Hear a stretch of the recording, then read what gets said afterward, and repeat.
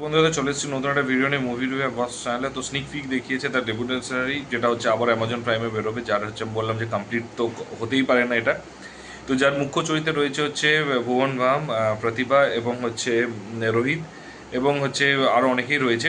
আর এটা basically story হচ্ছে যে চারটে ফ্রিডম ফাইটার্স মানে রেভলিউশনারি মানে বিপ্লবী আন্দোলন যেটাকে বলে, ঠিক আছে। তো সেটা হচ্ছে এখানে হয়েছে এবং 1912 অ্যাকচুয়ালি এটা 1857 দিকে এরা কনভেন্স করেছে এবং সেটা 1912-তে গিয়ে পৌঁছেছে, ঠিক আছে। তো 1912 সালে অ্যাকচুয়ালি ঘটনাটা ঘটেছিল 1912-তে, যেটা যেটা হচ্ছে বঙ্গভঙ্গ আন্দোলন ঠিক আগে। এবং তখন হচ্ছে কলকাতা থেকে দিল্লিতে হচ্ছে ইন্ডিয়ান ক্যাপিটালটাকে হচ্ছে ট্রান্সফার করানো হয় এবং শুধু কারণ লাহোর কনস্পিরেসির জন্য।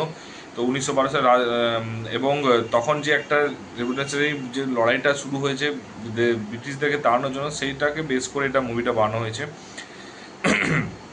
এবং নিখিল আদবানি হচ্ছে ডিরেক্ট করেছে। তো ডেফিনেটলি নিখিল আদবানির কাছ থেকে মানে মিক্স অ্যাকচুয়ালি রিভিউয়ার, ওকে বাটলা হাউসের মতো মুভি করেছে, তারপরে কালো নাওয়ার মতো মুভি করেছে, চাঁদনি চক টু চায়নার মতো মুভি করেছে।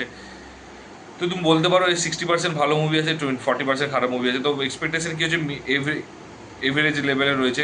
বাট কয়েকটা জিনিস আমার ভালো লেগেছে, সেটা হচ্ছে যে ভুবন বামকে এখানে পুরো অন্য লুকে দেখা গেছে। কারণ এর আগে ভুবন বাম অন্য টাইপের সোয়াগ টাইপের দেখিয়েছে, বাট এখানে একটা অন্যরকম একটা ফ্রিডম ফাইটারের রোল দেখা দিয়েছে। এবং এখানে বেসিক্যালি এটা হচ্ছে যে একটা স্টোরির গল্প বইয়ের থেকে বেশ করে নেওয়া হয়েছে।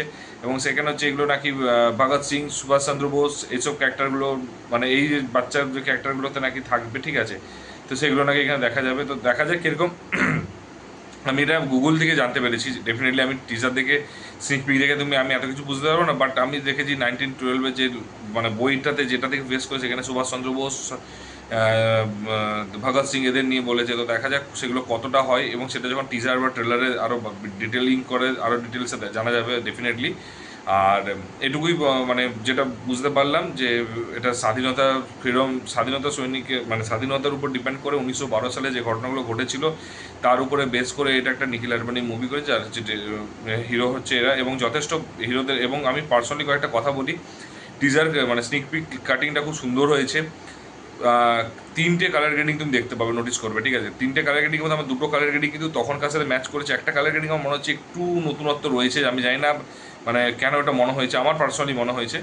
আর কালার গ্রেডিংয়ের দিক থেকে তো আমার দুটো কালার গ্রেডিং ভালো লেগেছে, সিনেমাটোগ্রাফি ভালো লেগেছে এবং ক্যামেরা অ্যাঙ্গেল কিন্তু একটা খুব সুন্দর, যেটা একটা স্পেশালি মাঝখানে দেখা যাচ্ছে সূর্যটাকে জাস্ট এরকম গোল করে ধরে রেখেছে এবং তারপর মানে ঘোড়াই করে ছুটে চলে যাচ্ছে। বা ও হচ্ছে যখন ওই আরেকটা জিনিস আছে, যখন ওই মানে ঝাঁপাচ্ছে এবং ওই বমটা যে ছুটছে, সেই জিনিসগুলো যে ক্যামেরার যে স্টাইলগুলো রয়েছে সেগুলো খুব ভালো লেগেছে আমার। আর একটা জিনিস সবচেয়ে বেস্ট, এই দুটো জিনিস ভালো মানে অনেক ক্যামেরা অ্যাঙ্গেল কিছু কিছু আছে ভালো লেগেছে। বিজিএমটা খুব সুন্দর, এনার্জেটিক বিজিএম করেছে, খুবই সুন্দর। প্রত্যেকটা স্টারের যে পারফরমেন্সগুলো রয়েছে, প্রত্যেকটা স্টারের পারফরমেন্সও কিন্তু খুব সুন্দর লেগেছে। এবং প্রত্যেকে স্পেশালি ভুবন মাম হোক বা এদের অ্যাকশন এবং অ্যাকশন সিকোয়েন্সগুলো খুব মানে খুব সুন্দর, মানে খুবই সুন্দর রয়েছে। একটা রোমান্টিক অ্যাঙ্গেল থাকবে বোঝা যাচ্ছে, কারণ প্রতিভার সাথে একটা কোনো রোমান্টিক অ্যাঙ্গেল থাকবে। তো দেখা যাক।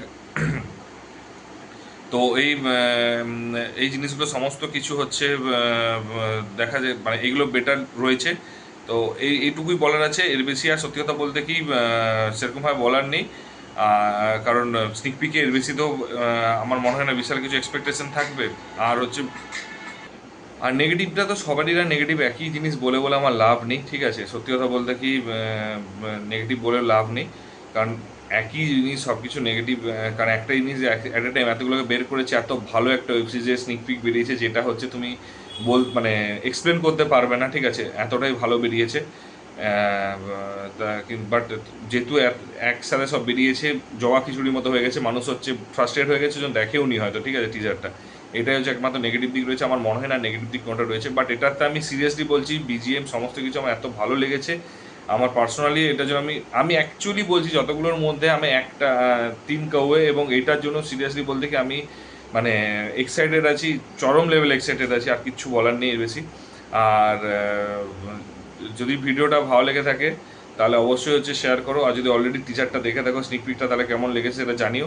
আর যদি ভালো মানে যদি না দেখে দেখো আমার ভিডিওর থ্রুতে জানতে পারো, তাহলে ডেফিনেটলি হচ্ছে দেখে এসে তারপর জানিও। কিন্তু বাট জানিও। আর যদি ভিডিওটা ভালো লেগে থাকে তাহলে শেয়ার করো, বন্ধু লাইক কমেন্ট করতে ভুলো না। যদি চ্যানেলে নতুন হতো সাবস্ক্রাইব করবে অবশ্যই। তো দেখা হচ্ছে পরের ভিডিওতে, ভালো থাকো, take care, tata, bye by.